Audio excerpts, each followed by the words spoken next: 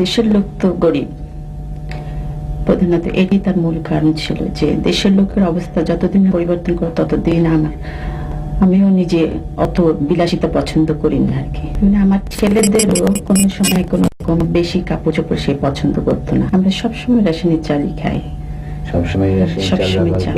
মাইনা যা পেতেন, সত্যি কথা বলতেন না, মাইনা ছিল বোধহয় পে স্লিপ যা আসতো আর কি 2200 বোধহয়, উনি 10% আবার দিয়ে দিতেন।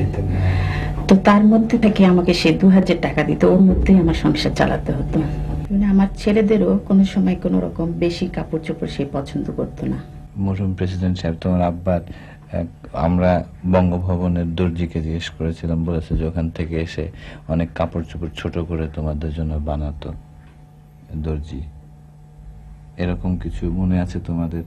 আমার এই শার্টটাই আব্বুর ছিল আগে, এটাই বানিয়ে দিয়েছে। জি। তোমার মনে আছে কোকো এরকম কোন?